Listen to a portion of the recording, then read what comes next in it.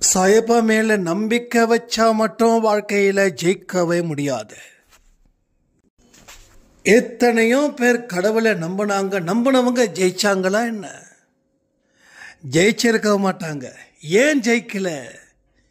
நமக்குள்ள ஆழமா கேள்விகள் இருந்தா பதில்கள் தானா கிடைக்கும். பிரார்த்தனை பல செய்து நான் களைச்சிட்டேன், கடவுள் இனி என்னை காப்பாற்றுவாரா அப்படின்னு சந்தேகம் அப்படின்னு ஒரு மனநிலையில நீங்க முடிவு பண்ணிட்டா ஒரு பெரிய ஆபத்துல நீங்க சிக்க போறீங்கன்னு அர்த்தம். இந்த நேரத்தில் மட்டும் ஏதாவது கடவுளுக்கு எதிராக செயல்பட்டுங்க அப்படின்னா ஒருத்தன் காத்துக்கிட்டு இருக்கான் சூழ்ச்சி வலையில சிக்க வச்சு உங்களை பைத்தியக்காரனா ஆக்க. இந்த பதிவை கேட்கவே அவர் உங்களுடன் இருந்து ஒரு புன்னகை பூக்கிற மாதிரி உங்க மைண்டுக்குள்ள டெஃபினட்டா காட்சி அளிப்பார்.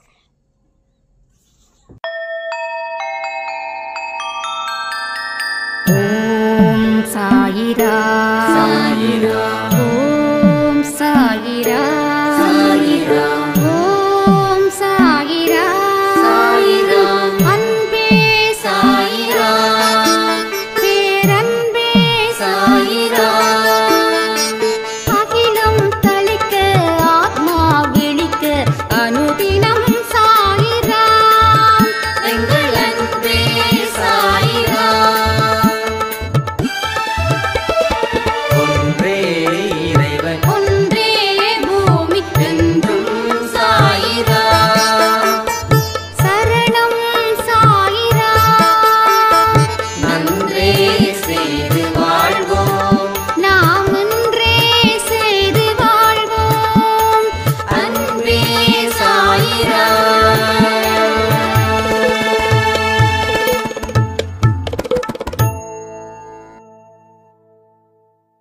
சாய்ராம். என் உயிரின் உயிரானவர்களே, சாயப்பா என்ன எனக்கு செய்வாரு அப்படின்னு எனக்கு தெரியல.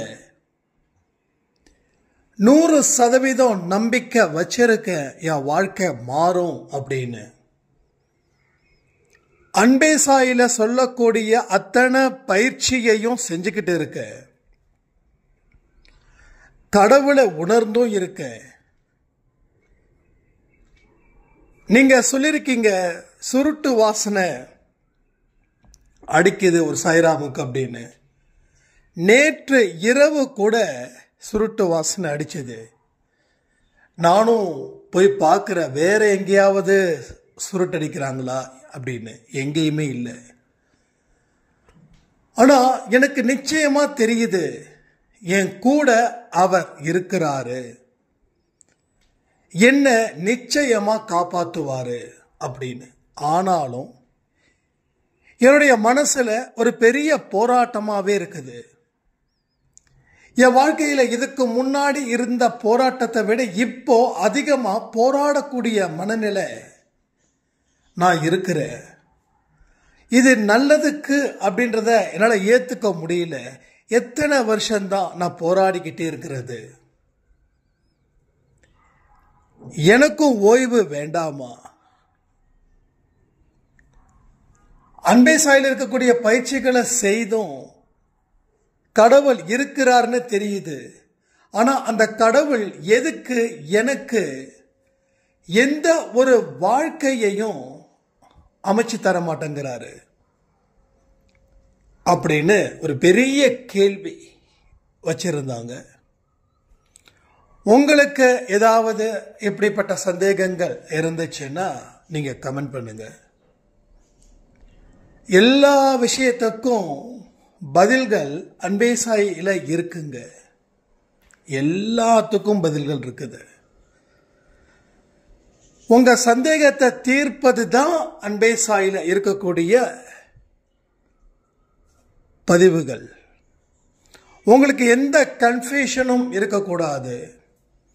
உங்க மைண்ட் கிளியரா இருக்கணும். 24 மணி நேரமும் விழிப்புணர்வோடு நீங்கள் இருக்கணும், வாழ்க்கையில் ஜெயிக்கணும். இது எல்லாமே கடவுளுடைய ஆசை, கடவுளுடைய கட்டளையும் கூட.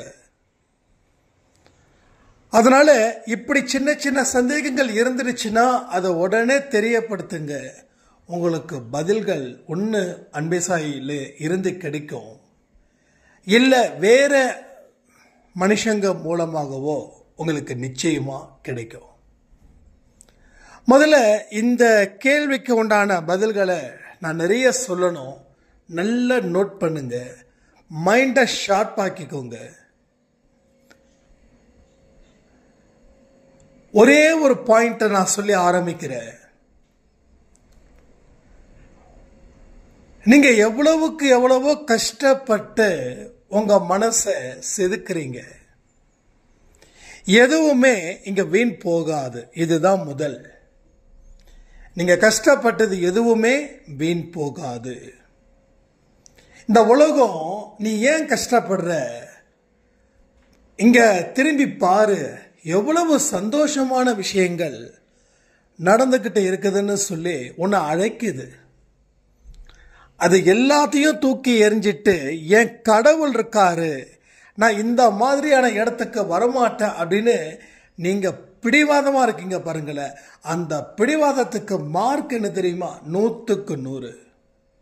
ஆனா நீங்க பயிற்சியில தேர்ச்சி அடைந்தும் வாழ்க்கையில தேர்ச்சி அடையல. நான் சொல்றது கரெக்டு தானே? நான் கரெக்டா சொல்றேன்னா கமெண்ட் பண்ணுங்க.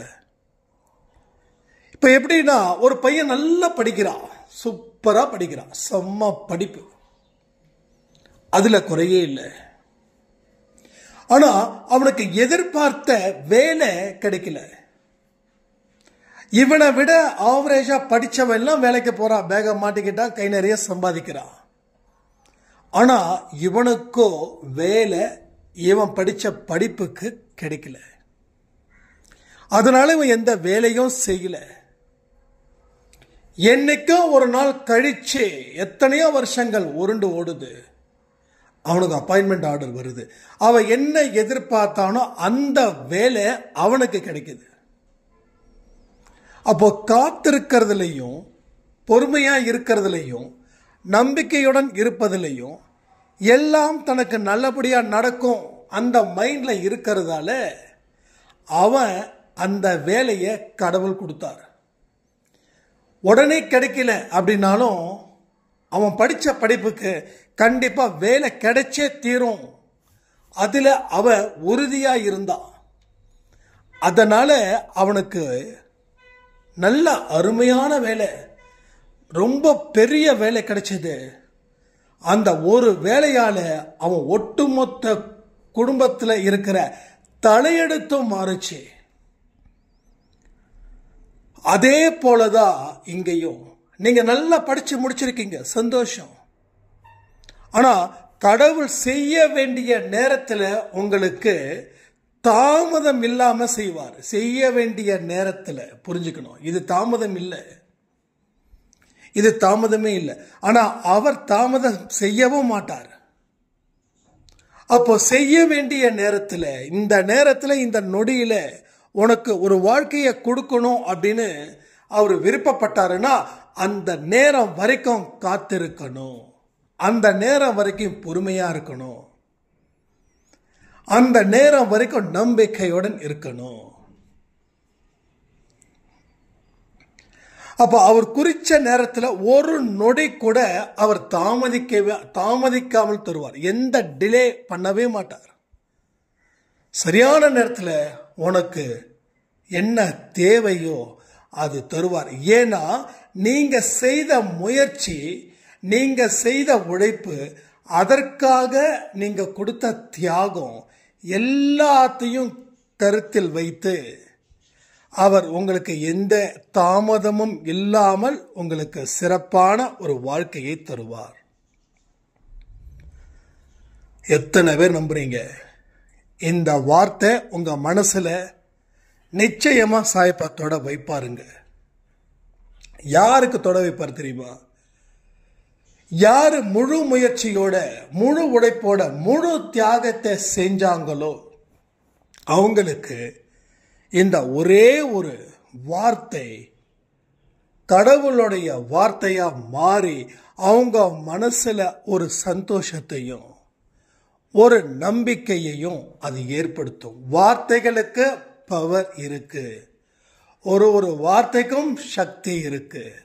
அந்த சக்தி நம்மளை வழி நடத்துது. இதை நல்லா புரிஞ்சுக்கிட்டா குழப்பம் அப்படின்றது இருக்கவே இருக்காது.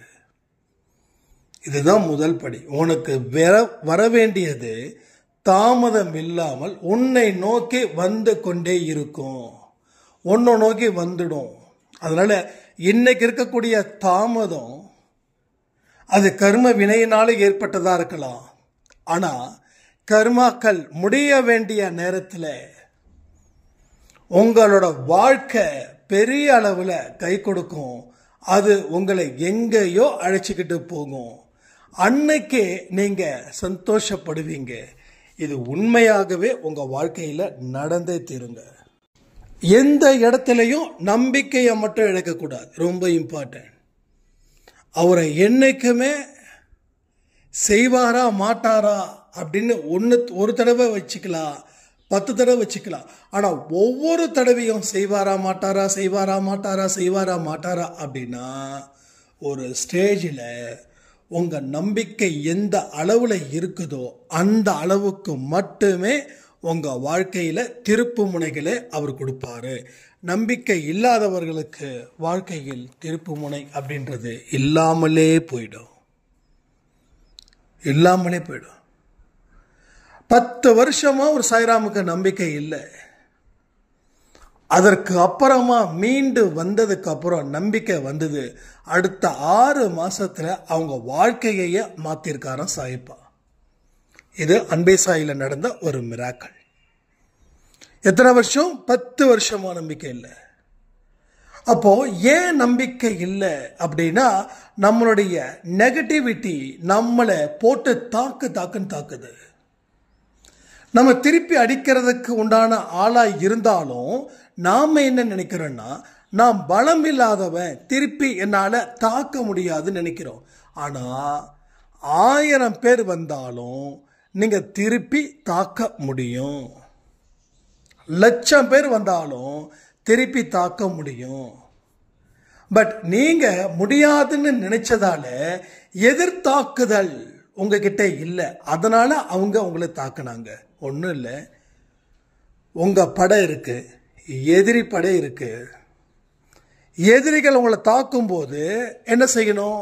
நீங்க தாக்கணுமா வேண்டாமா? முடிஞ்ச அளவுக்கு தாக்கணுமா வேண்டாமா? நீங்க தோக்கிறது தோக்காதது வேற. இப்ப என்ன செய்யணும்? அவங்க தாக்குதல் நடத்துறாங்கன்னா நாம தாக்குதல் நடத்தணும். நாம தாக்குதல் நடத்தலைன்னா எதிரிகள் நம்மளை தாக்குவாங்க. ஆனா எதிரில் தாக்குறாங்க இல்லையா, அவங்களுக்கு என்ன தெரியுமா நம்பிக்கை? நீங்க அவங்கள விட பலசாலி அப்படின்னு இருந்தும் அவங்க அதை வெளிப்படுத்தாம தாங்குறாங்க. நீங்க என்ன நினைச்சீங்க? நம்மளை விட அவங்க தான் பலசாலி அப்படின்னு அமைதியா போயிட்டீங்க. இப்ப நீங்க அமைதியா இருக்க, உங்க தாக்குதலை நிறுத்த, தாக்குதலில் ஈடுபடாம நீங்க அமைதியா இருக்கும்போது அவங்க எளிதில் உங்களை வீழ்த்தினாங்க. அப்போ வாழ்க்கையில பிரச்சனைகளை சமாளிக்க முடியும். அதற்கு உண்டான அத்தனை சக்தியும் உங்ககிட்ட இருக்கு. ஆனா அது உங்களோட பெருசுன்னு நினைச்சீங்க. ப்ராப்ளத்தை ஃபேஸ் பண்ண முடியல. ப்ராப்ளம் உங்களை முழுங்கிடுச்சு. இவ்வளவுதான். இப்ப கூட சொல்றேனே, உங்க பிரச்சனைகள் என்னன்றதை பெருசாக்க வேண்டாம். எல்லாத்தையும் என்னால சமாளிக்க முடியும், எதிர்த்தாக்குதலை நடத்த முடியும், வெற்றி வாகை சூட முடியும். களத்துல இறங்குங்க. வாழ்க்கையில நீங்க ஜெயிப்பீங்க. எத்தனையோ விஷயங்கள் உங்க வாழ்க்கையில கத்துக்கலாம். எப்போ? நீங்க போராடும் பொழுது அத்தனையும் கத்துக்கலாம். நம்ம ஒவ்வொரு பிரார்த்தனை செய்யும் போதும் எத்தனை அழுகிறோம். அழுகுறோமா இல்லையா? கமெண்ட் பண்றீங்களா? எத்தனை பேர் சாயப்பா கிட்ட ஒரு பிரச்சனைகளை வச்சு பேசும்போது உங்க கண்களில் இருந்து கண்ணீர் வந்திருக்குது? எனக்கு கண்ணீர் வந்துச்சு ஒரு காலத்தில். ஏன்னா அவ்வளவு வீக்காக இருந்த கடவுளே என்னை நீ தான் காப்பாற்றணும். அடுத்த நொடி மரணத்தின் நொடியா எனக்கு இருக்குதுன்னு நினைச்சு கதறினுங்க. நிறைய விஷயங்கள் நடந்தது. ஏன்னா எதிரிகள் சூழ்ந்தாங்கன்னா என்ன செய்ய முடியும்? அப்போ அடுத்த நொடி இருக்குமா இருக்காதா, நொடி வரைக்கும் படிச்சு வாழ்க்கை. அடுத்த வருஷம் தாண்டி, அடுத்த மாதம் தாண்டி, அடுத்த நாள் தாண்டி, அடுத்த நொடி வரைக்கும் வந்துடுச்சு லைஃப். அப்போ எத்தனையோ அழுக. ஆனால் அன்னைக்கு நான் ஒரு பெரிய குழப்பத்தில் இருந்தேன். எவ்வளவு அழுகுறோம், எவ்வளவு கஷ்டப்படுறோம். ஆனால் ஒரு இடத்துல கூட இந்த மனுஷன் கண்ணு திறந்து என்ன பார்க்கலையேன்னு சொல்லி அவ்வளவு கஷ்டம், அவ்வளவு அழுக. என்னோட தலைக்காணி எல்லாம் நினைஞ்சிடுச்சு. இரவு முழுக்க அழுது அடுத்த நாள் காலையில் என்ன எப்படி சமாளிப்போம் அப்படின்னு தெரியாத அளவுக்கு நான் ரொம்ப ரொம்ப பலகீனமாக இருந்தேங்க. அந்த பலகீனம் என்னுடைய கண்களில் இருந்து எப்பயுமே ஒரு சிவப்பு நிறத்திலேயே இருந்தது. அப்போ யோசிச்சு பாருங்க, எவ்வளவு தூரம் நான் அழுதுருப்பேன் அப்படின்னு. அப்படி எனக்கு புரியவே இல்லை. இப்போ நம்ம விட்ட கண்ணீர் எல்லாம் வீண்தானா அப்படின்னு நினைக்கும் போது தான், இல்லைடா நீ விட்ட கண்ணீர் அன்னைக்கு விட்ட அவர் பார்த்தாரு, அவர் கேட்டாரு. அப்போ உனக்கு சரியான நேரம் வரும்போது அவர் உன் வாழ்க்கையை எந்த அளவுக்கு மாற்றி இருக்காரு அப்படின்றத இந்த லாஸ்ட் 3-4 வருஷமா நான் தெரிஞ்சுக்கிட்டேன். நிஜமா சொல்றேனே, என் மனசை திறந்து சொல்றேன். ஒரு உண்மையான விஷயத்தையும் நான் சொல்லிட்டு தான் இருக்கேன். அவர் இல்லை அப்படின்னா நான் இல்லை. அவர் போட்ட பிச்சை தான் இன்னைக்கு என் வாழ்க்கையில் இந்த அளவுக்கு நான் உயர்ந்து நிற்கிறேன். ஒரு குப்பையில் கடந்த என்ன தூக்கிட்டு இங்க நிறுத்தி எனக்கு தேவையானதை தாண்டி அத்தனையும் செஞ்சு கொடுத்து அவர் எவ்வளவு அழகு பார்த்து எவ்வளவு பெருமையா என்னை பார்த்துக்கிறாருன்றத என்னோட லைஃப்ல நடந்த அத்தனை சம்பவங்களுமே இதற்கு சாட்சியா இருக்குது. நீங்களும் நினைக்கலாம், எத்தனை கண்ணீர் சாயப்பா, எவ்வளவு தூரம் நான் கண்ணீர் விட்டேன், என்ன நீ காப்பாத்தாம போயிட்டியே அப்படின்னு. அந்த ஒரு வார்த்தையை தயவு செய்து உங்க டிக்ஷனரியில இருந்து எடுத்துடுங்க, அழிச்சிடுங்க. யாரும் சரி, நான் ஒன்று சொல்றேன். உங்க வீட்டில் ஒரு அன்னோன் பர்சன் வராரு, அதாவது தெரியாத ஒரு மனுஷர் உங்க வீட்டு வழியா நடந்து போறாரு. அப்போ பாரம் தாங்க முடியாம அவர் பயங்கரமா அழுகிறாரு. பாரம் தாங்கிக்க முடியல, அவர் பயங்கரமா அழுகிறாரு. அப்ப நீங்க என்ன பண்ணுவீங்க? உங்களால எவ்வளவுக்கு எவ்வளவு உதவி செய்ய முடியுமோ உதவி செய்வீங்களா, செய்ய மாட்டீங்களா? கண்டிப்பா செய்வோம்ல. நல்ல மனுஷனா இருக்கிற நம்ம யாராவது உதவின்னு கேட்டு அழுதாங்கன்னா நிச்சயமா நம்ம செய்வோம், செய்யாம இருக்கவே மாட்டோம். அப்போ நம்மளுடைய அப்பா அம்மா தன்னுடைய சொந்த புள்ள தேம்பி அழுதா கண்ணை துடைப்பாங்களா, இல்ல இன்னமும் கண்ணில் இருந்து கண்ணீரை வர வைப்பாங்களா? கண்ணு துடைப்பாங்க. அப்ப கடவுள் என்ன பண்றாரு? அந்த கண்ணீரெல்லாம் பார்த்துக்கிட்டு இருக்காரு. அந்த ஒவ்வொரு கண்ணீரும் உங்க வாழ்க்கையில ஒரு வெற்றியின் ரகமா மாற்றுவதற்கு அவர் முயற்சி பண்ணிக்கிட்டே இருக்காரு. அப்போ கடவுள் என்ன கைவிட்டுட்டாருன்னு சொன்னா என்ன நடக்குது தெரியுமா? இங்க அதை நீங்க புரிஞ்சுக்கணும். அது எவ்வளவு பெரிய சிக்கல்ல மாட்டி விடும் தெரியுமா? கடவுள் என்ன காப்பாத்தல அப்படின்னா நான் ஏன் கடவுளுக்கு குழந்தையா இருக்கணும் அப்படின்னு ஒரு எண்ணம் வந்துருச்சுன்னா நீங்க ஒழுக்கத்தின் பாதையில இருந்து தவறீங்கன்னு அர்த்தம். ஒழுக்கத்தின் பாதையில இருந்து தவறீங்கன்னு அர்த்தம். அது இன்னொருத்தவனுக்கு சாதகமா போயிடும். யாரு? சாத்தான். சாத்தான் உங்களை வச்சு எத்தனையோ விஷயத்த செய்யணும்னு நினைக்கிறான். அவன் கடவுள்கிட்ட இருந்து பிரிக்கணும்னு நினைக்கிறான். அவன் 1000 விஷயத்த வலை விரிப்பான். நமக்கு சாதகமாகவே இருக்கும். ஆனா நாம முதல்ல கடவுளை வெறுக்க ஆரம்பிச்சிட்டோம் அப்படின்னா நல்ல பாதையில இருந்து ஒரு நெருப்பு பாதைக்கு செல்வதற்கு சமம். நெருப்புக்கு மேல பூ இருக்கும், அந்த பூவுக்கு கீழே நெருப்பு இருக்கும், இன்னும் எத்தனையோ தீய விலங்குகள் எல்லாமே இருக்கும். ஆரம்பத்தில் அமைதியா போகும், சந்தோஷமா போகும், பயங்கர அரவரமா போகும். ஆனா போக போக எண்டில் அந்த நெருப்பு நம்மளை சுடும், நம்மளை பொசுக்கிடும். இதெல்லாம் நடக்கும் வாழ்க்கையில.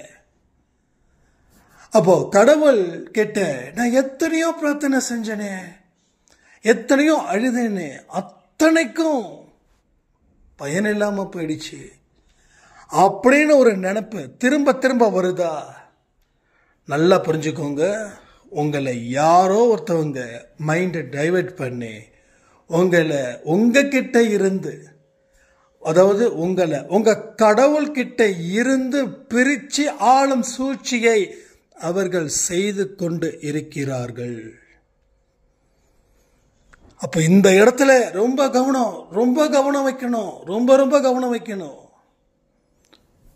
இந்த அழுகை கண்டிப்பா அவருக்கு கேட்கும், அவர் பார்க்கிறாரு அப்படின்ற ஒரு நம்பிக்கை உங்களுக்கு இருந்துருச்சுன்னா எல்லாமே உங்க வாழ்க்கையில அற்புதங்களா மாறும். எல்லாமே, 1 இல்லை 2 இல்லை, எல்லாமே அற்புதங்களா மாறும். மேலே சொன்ன அத்தனை விஷயங்களும் உங்க வாழ்க்கையில மிக மிக முக்கியமானது. கடவுளை நம்புனா போதுமா? எல்லா மனுஷங்களும் கடவுளை நம்புறான். ஆனா எல்லா மனுஷனும் நல்ல வாழ்க்கைய வாழ முடியுதா? கடவுளை நம்புனவங்க ஏன் வாழ்க்கையில வெற்றி பெறல? இது இந்த கேள்வியை என்னைக்காவது நீங்க கேட்டிருக்கீங்களா? நல்லா யோசிச்சு பாருங்க. உங்க தாத்தா, பாட்டி, உங்க அம்மா, உங்க அப்பா, உங்க அண்ணா, உங்க தம்பி, உங்க உறவு, உங்க நண்பர்கள் கூட்டம், உங்க எதிரிகள், எத்தனையோ பேர் சாமியை நம்புனாங்க, கோயிலுக்கு போனாங்க, எல்லாரும் சந்தோஷமா ஹாப்பியா இருந்தாங்களா? இதற்கு பதில்கள் என்னைக்காவது நீங்க கேட்டிருக்கீங்களா? நான் நிறைய கேட்டேன், எக்கச்சக்கமா கேட்டேன். எனக்கு தெரிஞ்ச ஒரு அம்மா திங்கட்கிழமை ஒரு கடவுளுக்கு விரதம், செவ்வாய்க்கிழமை ஒரு கடவுளுக்கு விரதம், புதன், வியாழன், வெள்ளி, சனி, ஞாயிறு. அப்போ ஒரு நாளைக்கு அவங்க சாப்பிட்றது ரொம்ப குறைவு.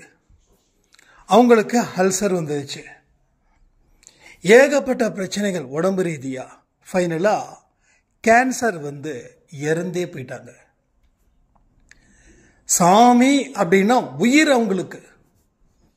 இருக்கிற தமிழ்நாட்டில் இருக்கிற அத்தனை கோயிலுக்கு போனவங்க, அவங்க வீட்டில் பூஜை ரூம்ல பார்த்தீங்கன்னா அத்தனை சாமி போட்டோ. பூஜை ரூம் ரொம்ப சின்னதாக இருக்கும். அந்த பூஜை ரூம்ல இருக்கிற செவுத்துல அத்தனை ஆணி அடிச்சு அத்தனை சாமி போட்டோ. கடவுள் ஏன் காப்பாத்தல? நீங்க சொல்லுங்க, ஏன் காப்பாத்தல? நான் கடவுள் இல்லைன்னு சொல்றேன்னா, கடவுள் இருக்காரு, கடவுள் காப்பாத்தி இருக்கணும். அவங்க தன்னுடைய வாழ்க்கையை வாழாம கடவுளுக்கே வாழ்ந்தாங்க. அப்போ அவங்களுடைய மரணம் ரொம்ப மோசமா இருந்தது, வாயில ஓட்ட. இது யாருக்கு நடந்ததுன்னா நம்ம நெருங்கிய சொந்தம். தண்ணி குடிச்சா இந்த வாயில ஒரு ஓட்டை, கேன்சருடைய தீவிரம். அப்போ இந்த பக்கம் அடைச்சிக்கிட்டு ஸ்கின்னில் ஓட்டை, இந்த பக்கம் கையை வச்சு அடைச்சிக்கிட்டு தான் தண்ணி குடிக்கணும். அப்போ யோசிச்சு பாருங்க, சாமி சாமி சாமின்னு சொன்னவங்க சாமி ஏன் காப்பாத்தல? அப்ப எல்லா மனுஷங்களும் சாமியை நம்புறாங்க, கடவுளை நம்புறாங்க. ஆனா எல்லா மனுஷனும் ஹாப்பியா, சந்தோஷமா இந்த வாழ்க்கையை விட்டு போனாங்களா என்ன? அப்போ போனவங்க எத்தனை பேர்? கணக்கிலே இல்லை. போகாதவங்க எக்கச்சக்கம். யாரெல்லாம் சாமியை நம்பினாங்களோ அந்த சாமி ஒன்றும் செய்யலை. அப்போ என்ன விஷயத்த இந்த புரிய வைக்குது அப்படின்னா, நீ கடவுளை நம்புறது கரெக்டு. ஆனால் கடவுளை நம்புற அளவுக்கு கடவுளை நீ புரிஞ்சுக்கிட்டியா? கடவுளை நம்புற அளவுக்கு கடவுளை புரிஞ்சுக்கிட்டியா? நம்புறது வேற, புரிஞ்சுக்கிறது வேற. கன்ஃபியூஸ் பண்ணிக்க வேண்டாம். ஒருத்தவங்களை நம்புறன்றதுக்காகவே அவங்கள 100% புரிஞ்சுக்கிட்டேன்னு சொல்லிடவே முடியாது. ஒருத்தவங்களை நம்பி அவங்க வாழ்க்கையில் லீட் பண்ணும்போது தான் சில விஷயங்கள் நமக்கு பிடிக்காம போகுது, நம்பிக்கை குறையுது. அப்போது புரிஞ்சிக்கிற தன்மை வேற, நம்பிக்கை வைக்கிற தன்மை வேற. அப்போ கடவுளுக்கும் மனுஷனுக்கும் இருக்கக்கூடிய புரிதல் ஒரு அட்லீஸ்ட் ஒரு 10% இருந்தால் கூட அவன் வாழ்க்கையில் ஜம்முன்னு நிற்பான். அப்போ எத்தனை சதவீதம் இங்கே போயிருக்கு தெரியுமா? 0%. ஒன்லி 0% தான். அதுதான் கடவுள் இங்கே சொல்றாரு. நம்ம சாய்பா சொல்றாரு, உடலை வருத்தி நீ வராத, உடலை வருத்தி நீ ப்ரே பண்ணாத, விரதத்தோடு என்னை தேடாது. ஆனால் நம்ம மக்கள் சொல்லிட்டாங்க, 9 வாரம் விரதம் இருந்தால் சாய்ப்பா உனக்கு அருள் கொடுப்பார். அப்படி யாராவது சொன்னாங்கன்னா அவங்க கிட்ட சொல்லுங்க, சாய்ப்பா பற்றி இவங்களுக்கு புரிதல் இல்லை. சாய்ப்பா மேலே நம்பிக்கை வச்சுருக்காங்க, ஆனால் சாய்ப்பா பற்றி புரிதல் இல்லை. இதை தான் நான் உங்களுக்கு சொல்ல வந்தேன். சச்சரித்திரம் படிக்கக்கூடிய சாய்ப்பாவோட குழந்தைகளுக்கு விரதம் இருக்கிறதா வேண்டாமா? அந்த சாப்டர் எந்த சாப்டர்? அந்த சாப்டர் நேம் சொல்லுங்க. அதில் என்ன சொல்லி இருக்குதுன்றதையும் கமெண்ட் பண்ணுங்க. அப்போது அவங்க என்ன பண்ணுறாங்க? சாயப்பாவை நம்புகிறாங்க, ஆனால் சாயப்பாவை புரிஞ்சிக்கல. அப்போ அவர் திருப்பி ஒரு கேள்வி கேட்குறாரு, விரதம் யார் இருக்க சொன்னா, ஏன் இருக்கிறன்னதுக்கு, அப்போ தான் குருவின் அருள் எனக்கு கிடைக்கும், அதனால் நான் விரதம் இருக்கிறேன். அப்போ சாயப்பா சொல்கிறாரு, எந்த குரு உனக்கு அது மாதிரி சொன்னார்? நான் உங்களுக்காக தான் விரதம் இருக்கேன் சாயப்பா, எனக்கு நீங்கள் அருள் கொடுக்கணும்னு. திருப்பி என்னன்னா, உன்னுடைய வயிற்ற பட்டினி போடாத. ஏன் தெரியுமா? பசியை விட கொடுமையானது எதுவுமே இல்லை. அப்போ பசியோட கடவுளை பிரார்த்தனை பண்ண வந்தா சாப்பாடு சாப்பிடணும், பசிக்குது பசிக்குது, இந்த இடத்துலையே நம்ம மனசு கெட்டு போயிடும். அப்போது கவனத்தை நீ கோயிலில் இருக்கக்கூடிய சாய்ப்பா மேலேயோ இல்லை எங்கேயுமோ வைக்க மாட்டேன். அப்படி அவர் சொல்லி வச்சிருக்கார். ஆனால் நம்ம மக்கள் என்ன பண்ணுறாங்க? 9 வாரம் விரதம் இருந்தால் சாய்பாபாவுடைய அருள் உனக்கு கிடைக்கும் அப்படின்னு சொல்லிட்டோம் அப்படின்னா அடித்து தள்ள வேண்டியது. 9 வாரம், இந்த வாரம் முடிஞ்சிடுச்சு, இன்னைக்கு 8 வாரம் இருக்குது. நீங்கள் அப்படி 8 வாரம் இருக்குது சொன்னாவே முடிஞ்சிடுச்சுன்னு அர்த்தம். ஒவ்வொரு வாரமும் கஷ்டப்பட்டு நீங்கள் பண்ணணும். அப்போது கடவுள் கடவுள் மேலே இருக்கக்கூடிய அன்பு இல்லாமல் அந்த சாப்பாட்டின் மேலேயே மனசு புத்தி போகுது. இதுதான் நம்பிக்கை வேற, புரிந்து கொள்ளும் தன்மை வேற. அதனால தான் இங்கே அலசி ஆராய்ச்சி பண்ணி நான் சொல்கிறேன், சாயப்பான்றது யாருன்னா அவர் இப்படி தான். சாயப்பா மட்டுமானா எல்லா தெய்வங்களும் இப்படி தான். எல்லா தெய்வங்களும். நீங்கள் சிவன் கோயிலுக்கு போகும்போது கூட நல்லா சாப்பிட்டுட்டு போங்க, பிரச்சனையே இல்லை. ஆனால் அதிகப்படியான சாப்பாடு வேண்டாம், தூக்கம் வந்துடும். வயிற்ற பட்டினி போடாதீங்க, சீரியஸா. வயிற்ற பட்டினி போடுறது உடம்புக்கு நல்லது. ஆனால் கடவுளுக்காக பிரார்த்தனை இதெல்லாம் பார்த்தீங்கன்னா யார் இதெல்லாம் சொன்னதுன்னு தெரியல. ஆனால் அந்த காலத்தில் சொல்லியிருப்பாங்க, நல்லதுக்க சொல்லியிருப்பாங்க. அது மூட நம்பிக்கையாக போயிடுச்சு. எல்லா விஷயத்துக்கும் மூட நம்பிக்கை. ஸோ இது ஒரு பெரிய விஷயங்க. அது பேசிக்கிட்டே இருந்தால் நம்ம திரும்ப இந்த கயிறு கட்டுறதை பற்றி பேசுவோம். வேண்டாம், அதை பற்றி பேச வேண்டாம், நிறைய பேசிட்டோம். ஸோ இந்த பதிவில் இருக்கக்கூடிய விஷயங்கள் உங்கள் வாழ்க்கையில் எந்த அளவுக்கு பொருந்தி இருக்குதுன்றதை கமெண்ட் பண்ணுங்கள். இதில் நீங்கள் என்ன தெரிஞ்சுக்கிட்டீங்க, என்ன கற்றுக்கிட்டீங்கன்றதையும் நீங்கள் கமெண்ட் பண்ணுங்கள். இனி ஒரு புரிதலோட ஒரு வழியை ஆரம்பிப்போம். புரிஞ்சிடுச்சுன்னா வாழ்க்கையே சொர்க்கம்னு சொல்லி இந்த பதிவை நான் முடிக்கிறேன். ஜெய் சாய்ராம்.